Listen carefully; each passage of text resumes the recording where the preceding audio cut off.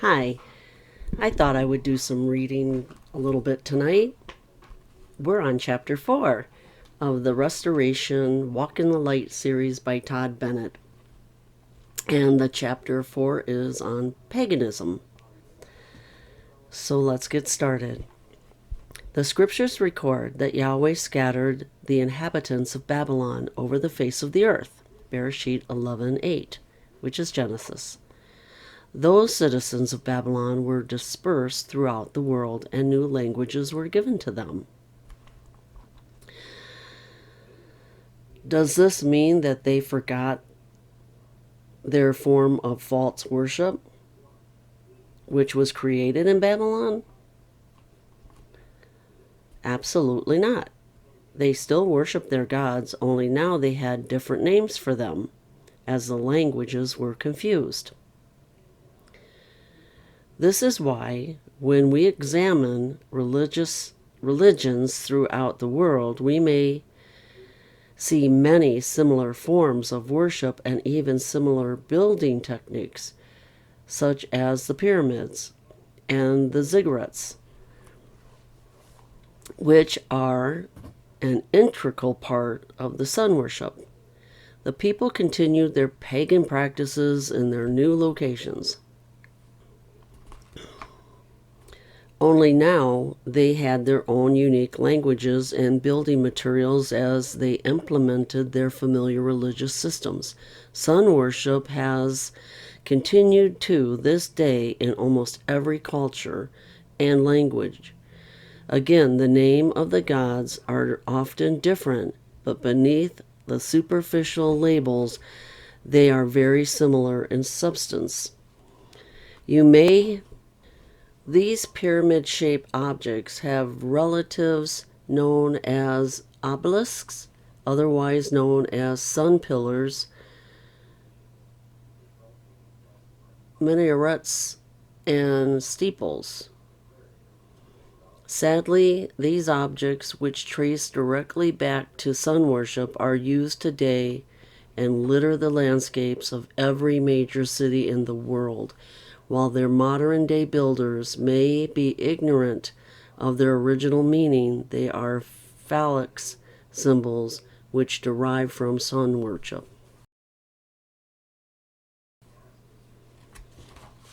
And I will post some pictures in here because, like, one of the well-known ones is in Washington, D.C.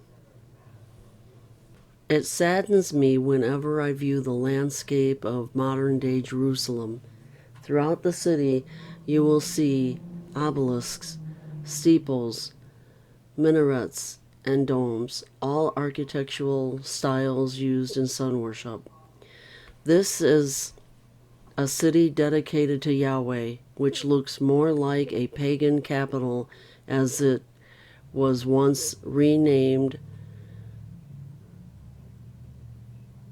It's Aelia Capitoline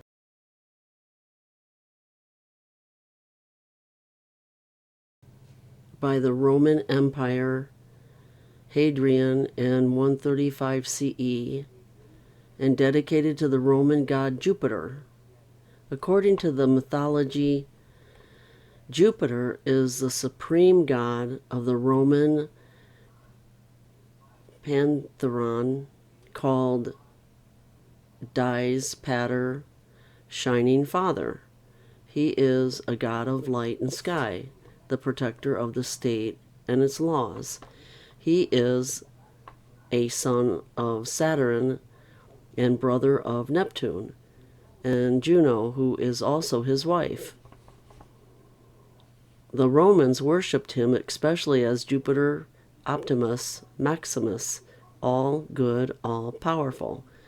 This name refers not only to his rulership over the universe, but also to his function as the god of the state who distributes laws, controls the realm, and makes his will known through oracles. Around 170 BCE, the Seleucid king Antinous the fourth, dedicated an altar to Zeus on the Temple Mount, set up an image of Zeus, and slaughtered pigs on the altar. This could have been a fulfillment of the abomination which lays waste as prophesied by Daniel. See Daniel 9:27. Although there would be another according to Matthew 24:15 and Mark 13:14. Zeus is the Greek god who is the same as Roman god Jupiter. They are exactly alike, just named differently. Interestingly, if you visit the Vatican in Rome, Italy, you will find a statue of Zeus/Jupiter on the throne, which has been renamed Peter. Catholic pilgrims line up to adore this image and kiss the foot of this Greco-Roman deity in the world headquarters of the Roman Catholic Church, most unwittingly paying homage to a pagan god. I'm going to stop there, and I'm going to try to add some things in here, clips and stuff.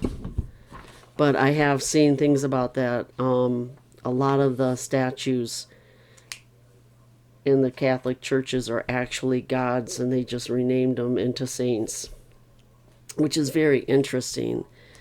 Now, it did say in Matthew 24:15, it said, "So when you see the abomination that lays waste, spoken of by Daniel, the prophet, set up in the set apart place, he who reads, let him understand."